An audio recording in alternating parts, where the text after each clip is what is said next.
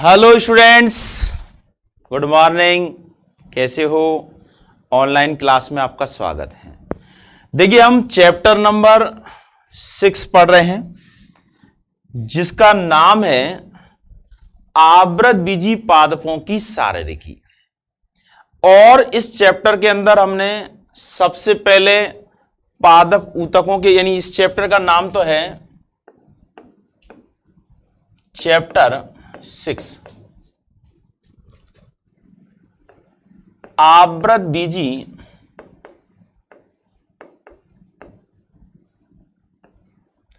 पादपों की शारीरिकी। इसमें देखिए, हम सबसे पहले पादप ऊतकों के बारे में पढ़ चुके हैं। कोशिकाओं के समूह को ऊतक कहते हैं और ये ऊतक जो है वो दो प्रकार के होते हैं। एक तो होते हैं विभज्योतक और दूसरे होते हैं स्थायी। विभज्योतक ऊतक जो होते हैं ये भी तीन प्रकार के होते हैं। एक होता है शीर्षस्थ विभज्योतक, एक होता है अंतर्वेशी विभज्योतक और एक होता है पार्श्वीय विभज्योतक। जबकि स्थायी जो ऊतक होते हैं ये तीन प्रकार के होते हैं। एक होते हैं सरल ऊतक जो कि एक ही प्रकार की कोशिकाओं से बने होते हैं। ये सरल ऊतक तीन प्रकार के होते हैं: मृदूतक, स्थूलकोण ऊतक और दृढ़ ऊतक।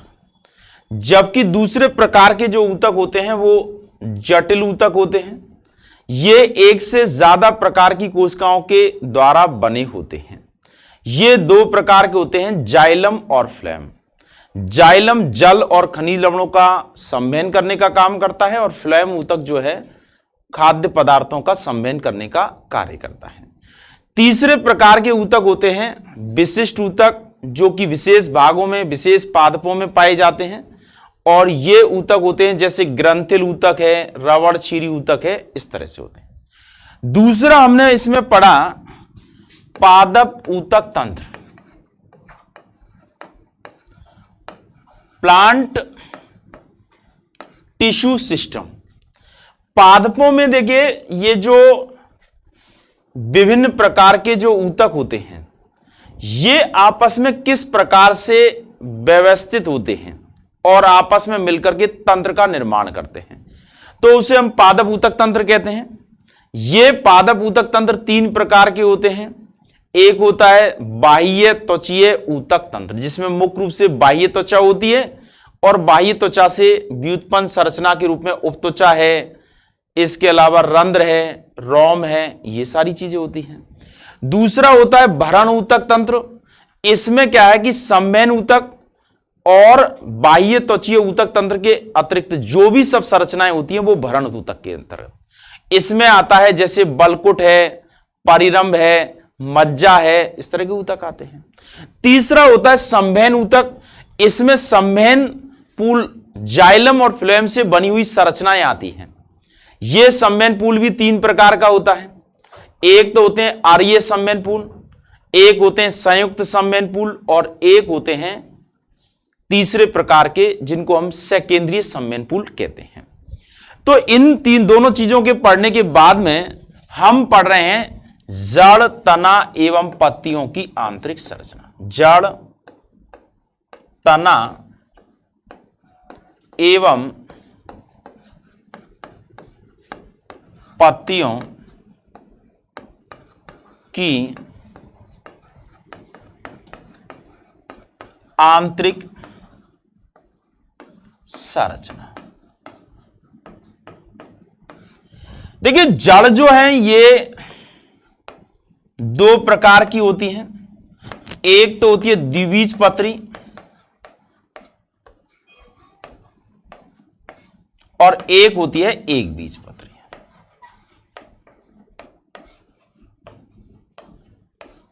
द्विबीजपत्री जो जड़ होती है उनमें, या यूं कह सकते हैं एक बीजपत्री और द्विबीजपत्री दोनों में मूलीय त्वचा होती है, उसके नीचे बलकुट होते हैं। अंतर है तो देखिए, द्विबीजपत्री जो जड़ें होती हैं उनमें संवहन पूलों की संख्या जो है ये 2 से लेकर के 6 से कम तक होती है, 6 तक होती है हाईएस्ट। जबकि एक बीजपत्री जो जड़ें होती है उनमें सम्मेन पूल यानी जाइलम और फ्लेम से बनी हुई संरचनाओं की जो संख्या है वो 6 से ज्यादा होती है।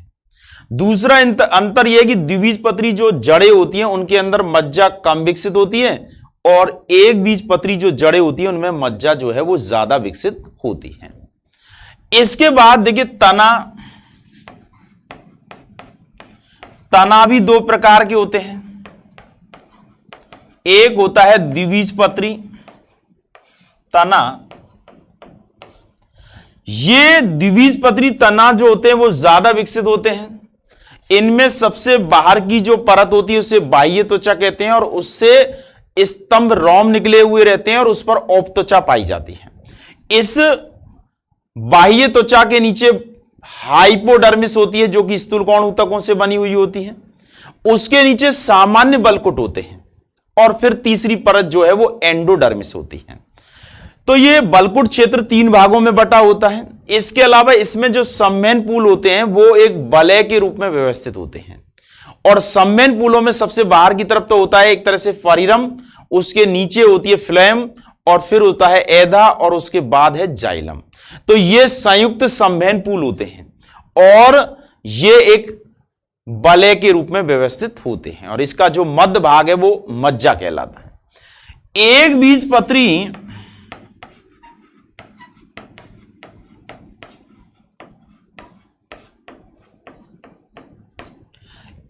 बीजपत्री जो तना होता है उसके अंदर देखिए एक तो बाह्य त्वचा पर रोम और रंध्र नहीं पाए जाते हैं, केवल उपत्वचा पाई जाती है। दूसरी बात, इसमें बलकुट क्षेत्र जो है वो 3 भागों में विभेदित नहीं होता है बल्कि वो भरण ऊतक के रूप में होता है और उसमें सम्मेन ऊतक जो होते हैं, सम्मेन पूल, ये बिखरे हुए रहते हैं और सम्मेन पूलों के चारों तरफ दृढ़ ऊतक से बना हुआ एक पूलाच्छद होता है और इसमें जो जाइलम है वो बी जैसी आकृति को बनाए हुए होते हैं और बाहर की तरफ फ्लोएम होता है और साथ में प्रोटोजाइलम के पास में एक लेजात गुहिका होती है जिसको जल गुहिका कहते हैं। तो ये तो था जड़ और तना। अब हम बात करें पत्तियों की। देखिए पत्तियों में जो है पत्तियों की आंतरिक संरचना कैसी होती है।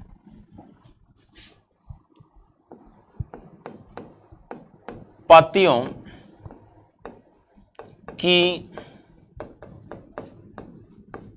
आंतरिक संरचना, देखिए पत्तियों में एक तो होती है द्विबीजपत्री पर्ण।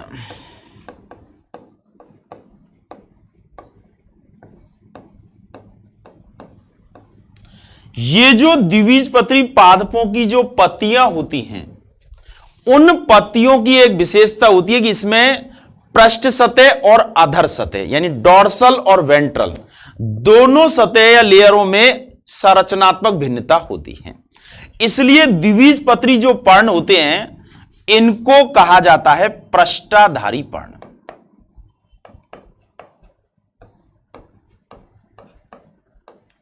ये पृष्ठाधारी जो पर्ण होते हैं इसमें सबसे पहली बात ये होती है कि इसमें देखिए बाह्य त्वचा होती है और ये बाह्य त्वचा जो है वो 2 भागों में बटी हुई होती है यानी 2 ऊपरी बाह्य त्वचा या कह सकते हैं अधिचर्म, ऊपरी अधिचर्म और निचली अधिचर्म। ऊपरी अधिचर्म जो होती है उस पर उपत्वचा पाई जाती है, मोटी उपत्वचा होती है, मौमीय परत के रूप में होती है।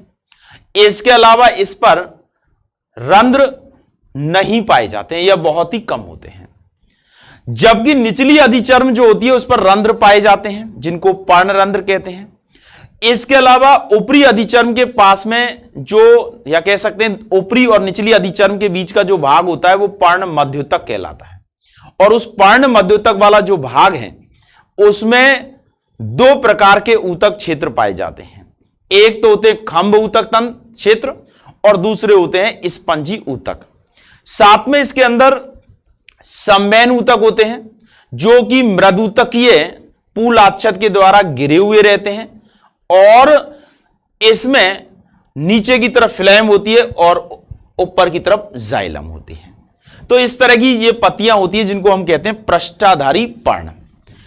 ठीक है, अब देखिए पृष्ठाधारी पर्ण की जो संरचना हमने कल समझाई थी इसको एक बार आप फिर देख सकते हैं कि ये किस प्रकार की संरचना होती है।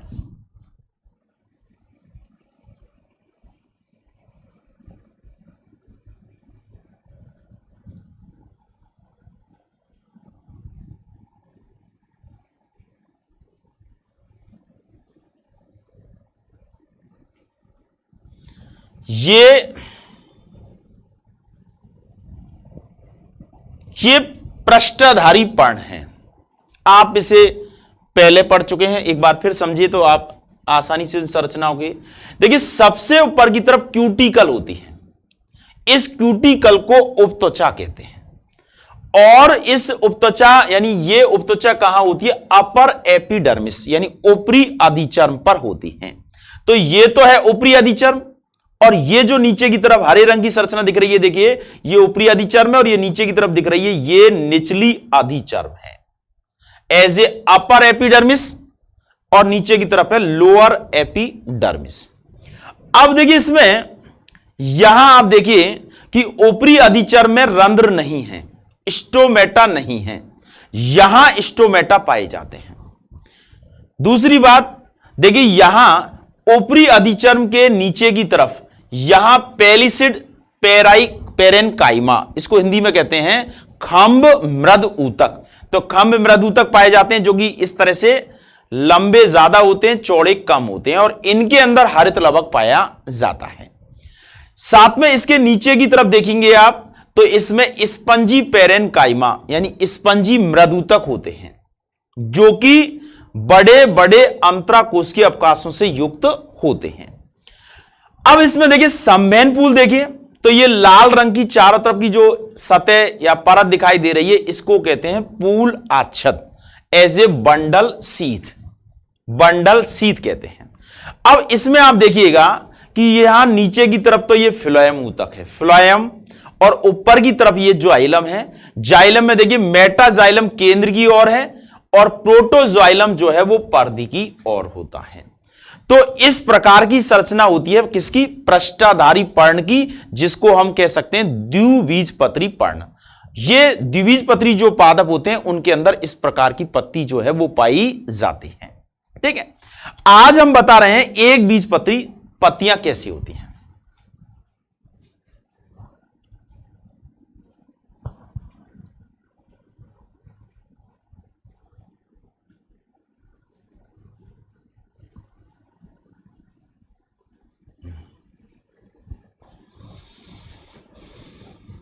ये चित्र आपको स्पष्ट दिख रहा होगा, कहीं कोई परेशानी नहीं होगी।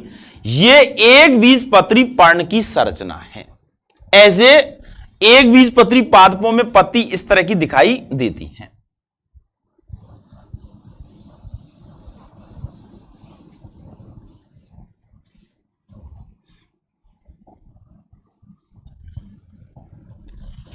एक बीजपत्री पर्ण। अब देखिए एक बीजपत्री जो पर्ण पादप होते हैं, गेहूं है, चावल है, मक्का है, ज्वार है, बाजरा है, गन्ना है, ये सब एक बीजपत्री पादप होते हैं। इन पादपों की पत्तियां आप देखेंगे तो वो एक लंबी होती हैं और उसकी दोनों सतह एक समान होती है। यानी ऐसा नहीं होता कि ये पृष्ठ सतह है या ये अधर सतह है, तो दोनों सतह एक जैसी होती है, एक समान मात्रा के अंदर सूर्य का प्रकाश इस पत्तियों की सतह पर गिरता है। तो ऐसी जो पत्तियां होती हैं जो दोनों सतह जिनकी एक समान होती हैं, इनको कहा जाता है समद्विपार्श्व पर्ण। समद्विपार्श्व पर्ण क्या कहते हैं? इनको समद्विपार्श्व पर्ण कहते हैं। ऐसे यहां इस एक बीजपत्री को कहते हैं मोनोकॉट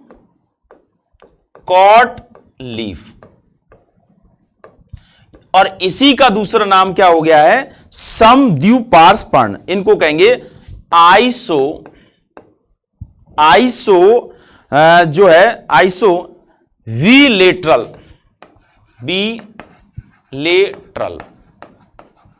लीफ, आइसो बिलेटरल। ठीक है, तो ये दोनों, आइसो मतलब होता है उभय, दोनों, बिलेटरल यानी एक जैसी संरचना वाली लीफ। अब ये पत्तियां किस तरह की होती हैं? इसमें आप देखिए ये ऊपरी अधिचर्म है और ये निचली आधी चर्म है। यानी इसमें सबसे पहला जो भाग होता है वो है बाह्य त्वचा या आधी चर्म या एपिडर्मिस। पहला भाग है एपिडर्मिस। ये सबसे बाहर की परत होती है और ये ऊपरी और निचली जो है वो लगभग एक समान होती हैं। ये तो है अपर एपिडर्मिस, ऊपर की तरफ है अपर एपिडर्मिस, ये हरे रंग की संरचना है। और ये है निचली लोअर एपिडर्मिस यानी निचली आधी चर्म। ठीक है, अब यहां देखिए कि निचली में भी रंध्र है और ऊपरी में भी रंध्र है, यानी यहां स्टोमेटा है, यहां भी स्टोमेटा। साथ में आप एक चीज विशेष रूप से देखिएगा कि ये दोनों सतह पर ही तो रंध्र पाए जाते हैं और उपत्वचा जो है वो दोनों पर समान मोटाई की होती है। ठीक है, आप देखिए यहां पर भी उपत्वचा है, यहां पर भी ये जो सलेटी सी कलर की गहरी संरचना दिख रही है ये उपस्थित है। दोनों ही यानी दोनों आदिचर्मों पर ये समान मात्रा या समान मोटाई की होती हैं। ठीक है, अब यहां एक अंतर आप देखिए विशेष रूप से आपको दिखाई दे रहा होगा कि इसमें यहां ये जो ऊपरी आदिचर्म है इस पर एक विशेष प्रकार की फूली हुई कोशिकाएं दिखाई दे रही हैं। देखिए ये वाली इधर नहीं दिखाई दे रही हैं, लेकिन यहां फूली हुई कोशिकाएं होती हैं। इन कोशिकाओं को ध्यान से सुनिए, इन फूली हुई कोशिकाओं को कहते हैं बुलीफॉर्म कोशिकाएं, आवर्ध त्वच कोशिकाएं कहते हैं। ये बुलीफॉर्म कोशिकाएं होती हैं जो ऊपरी एपिडर्मिस यानी अपर एपिडर्मिस पर तो पाई जाती हैं लेकिन निचली एपिडर्मिस पर नहीं पाई जाती हैं। और ये कुछ घास विशेष जो पादप होते हैं उनकी पत्तियों में विशेष रूप से पाई जाती है, लंबी होती है, खाली होती है, रंगीन होती है। और ये कोशिकाएं जो है वो आवर्त त्वक कोशिकाएं या बुलीफॉर्म कोशिकाएं कहते हैं। इनको देख रही हैं, बुलीफॉर्म कोशिकाएं जो ऊपरी आदिचर्म पर पाई जाती है, निचली पर नहीं पाई जाती है। तो ये तो हो गया इसका बाह्य त्वचीय या आदिचर्म या एपिडर्मिस वाला भाग। दूसरा है पर्ण मध्योतक।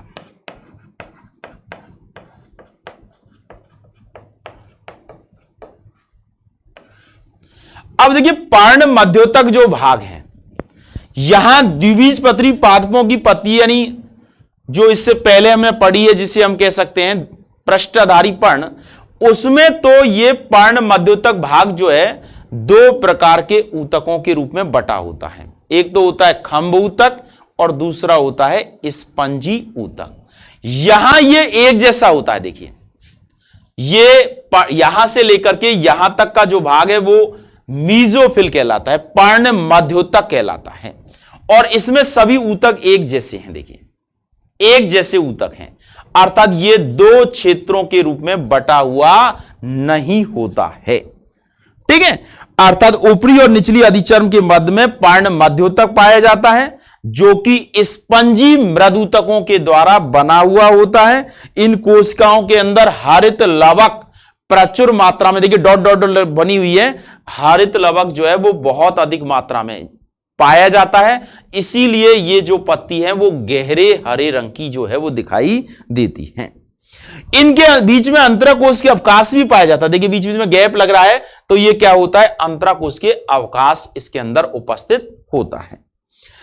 अब इसमें तीसरा जो भाग है ये जो है ये क्या है, संवहन पूल है। तीसरा भाग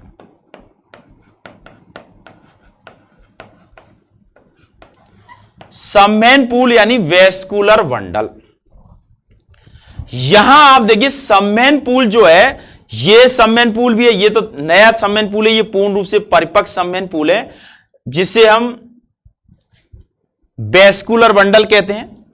इस संवहन पूल में आप देखिएगा इसमें चारों तरफ एक कोशिकीय आवरण होता है, बना हुआ है। ये इसको कहा जाता है पूल आच्छद, एज ए बंडल सीथ कहा जाता है। तो इसमें क्या है कि जो संवहन पूल होते हैं उनके चारों तरफ पूल आच्छद उपस्थित होता है। ठीक है, अब इसमें संवहन पूल जो होते हैं ये संयुक्त प्रकार के होते हैं। अब संयुक्त का मतलब क्या होता है? जाइलम और फ्लोएम एक ही त्रिज्या पर उपस्थित होते हैं। तो देखिए सबमेनपुल एक जैसे जाइलम और फ्लोएम एक ही त्रिज्या पर स्थित होते हैं। साथ में यहां किसी भी प्रकार की कोई एधा या कैम्बियम नहीं पाई जाती है, तो इसलिए ये जो होते हैं ये क्लोज वेस्कुलर बंडल होते हैं, अर्थात बंद या यो कह सकते हैं अवर्धी संवहनपूल इनके अंदर पाए जाते हैं। इनमें जो जाइलम है, मेटाजाइलम केंद्र की ओर होती है, प्रोटोजाइलम जो है वो परिधि की ओर होती है, और इसमें देखिए फ्लोएम जो है वो नीचे की ओर है, केंद्र की ओर है, और जाइलम परिधि की ओर है। तो ये तो है फ्लोएम और इसके ऊपर है जाइलम। तो इस संवहनपूल की विशेषता हो गई कि देखिए संवहनपूल जो है ये एक तरह से जाइलम जो है ऊपरी अधिचर्म की तरफ होते हैं और फ्लोएम निचली अधिचर्म के रूप में होते हैं, जो कि एक समांतर पंक्तियों के रूप में व्यवस्थित होते हैं। प्रत्येक संवहनपूल संयुक्त होता है, बंद यानी क्लोज प्रकार का होता है, क्योंकि इसमें एधा की उपस्थिति नहीं होती है। और इन संवहनपूलों को चारों ओर से पूल आच्छाद यानी बंडल शीश से घेरे हुए रखा जाता है। तो ये हो गया एक बीजपत्री, या इसे हम कहेंगे समद्विपार्श्व यानी आइसोबाइलेटरल लीफ कहा जाता है। ठीक है, अब हम दोनों प्रकार की पत्तियों की संरचना का अध्ययन कर चुके हैं। अब हम एक बार इन दोनों का क्या करेंगे, अंतर करेंगे कि इन दोनों में क्या क्या अंतर होता है।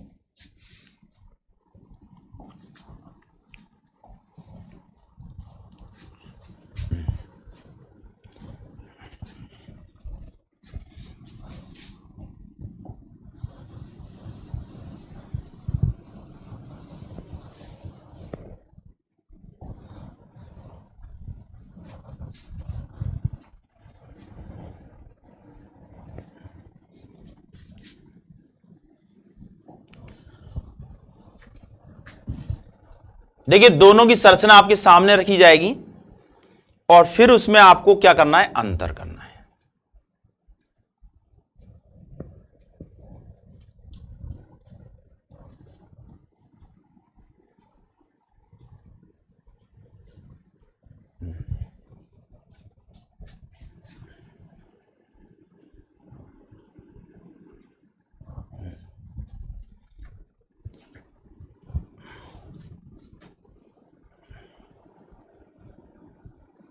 बराबर कर लें इनको।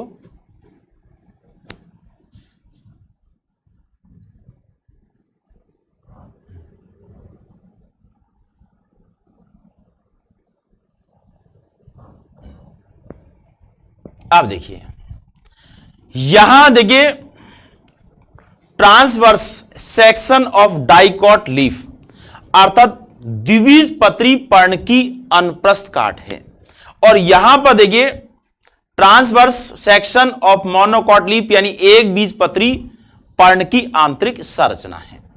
तो अब हम देखिए यहां द्विबीजपत्री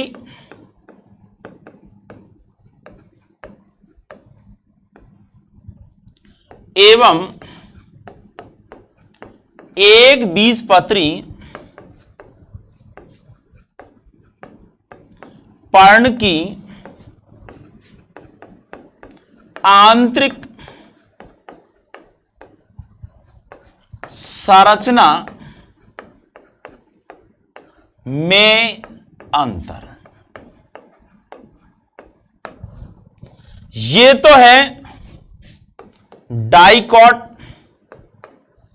लीफ और ये है मोनोकॉट लीफ। ठीक है, आपके सामने दोनों ही पत्तियां बनी हुई हैं।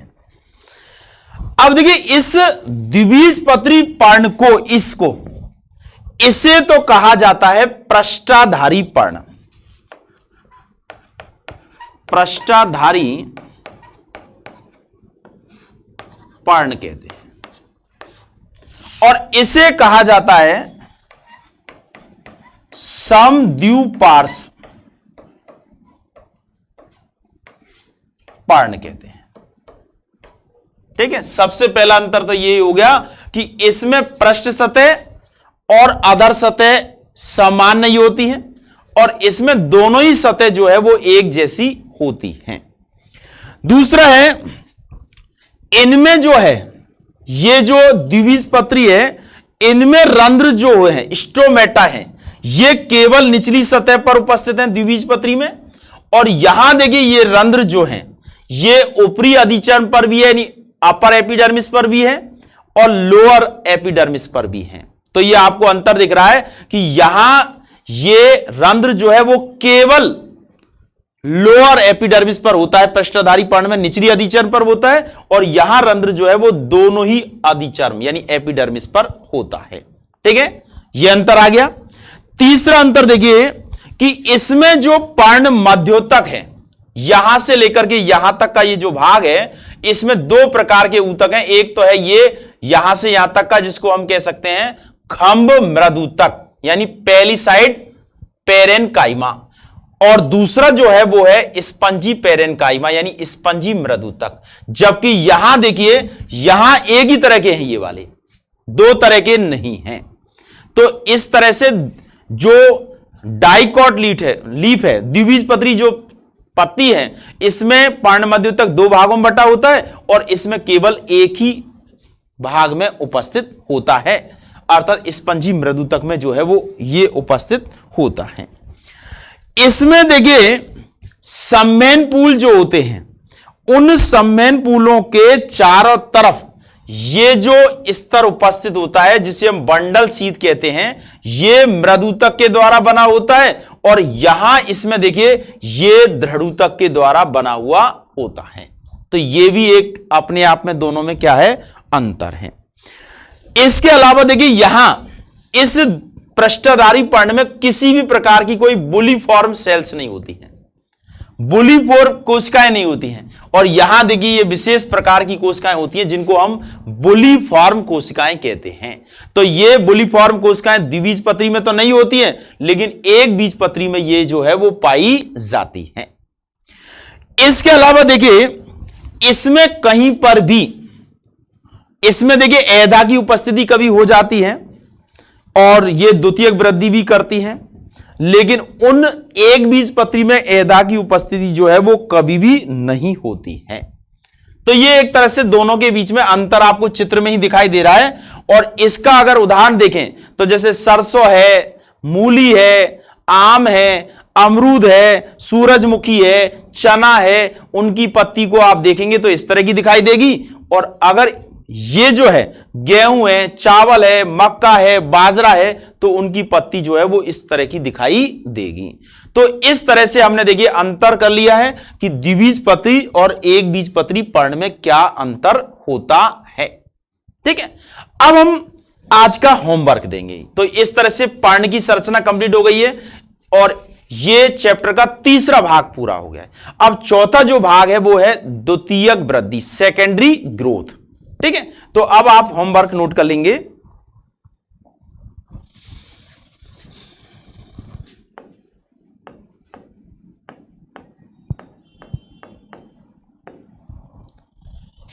क्वेश्चन नंबर 1, पहला क्वेश्चन है समद्विपार्श, समद्विपार्श पर्ण अर्थात एक बीजपत्री, एक बीजपत्री पर्ण की आंतरिक संरचना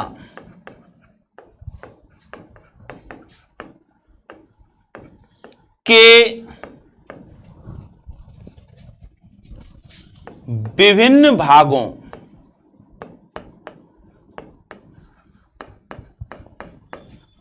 को समझाइए। ठीक, ये पहला प्रश्न है। दूसरा प्रश्न है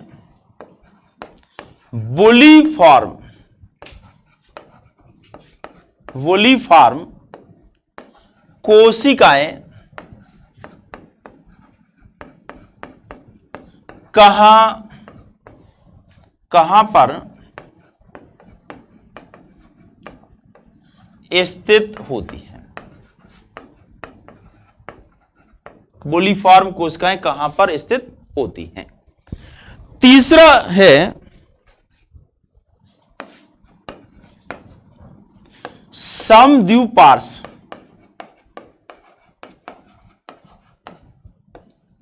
पर्ण के संवहन पुलों की विशेषताएं लिखिए।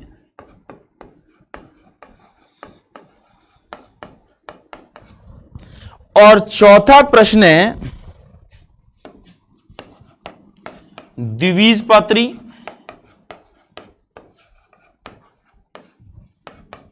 व एक बीजपत्री पर्ण में एक बीजपत्री पर्ण की आंतरिक संरचना में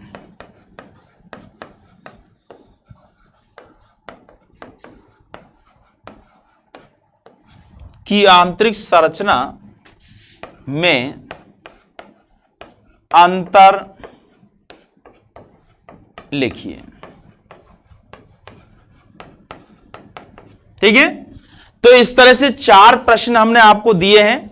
ये चारों ही प्रश्न इस पूरी संरचना का एक प्रकार से महत्वपूर्ण हिस्सा है। और अब हम कल संवहन यानी इस चैप्टर का चौथा जो भाग है जिसको कहेंगे द्वितीयक वृद्धि के बारे में पढ़ेंगे। ठीक है, तो आज हमने पर्ण की संरचनाओं के बारे में पढ़ा है और आप इसको चित्र को अपने हाथ से भी बनाएंगे। किसी भी प्रकार की अगर कोई परेशानी आती है तो आप हमसे पूछ सकते हैं। ठीक है, तो आज के लिए इतना ही। ओके।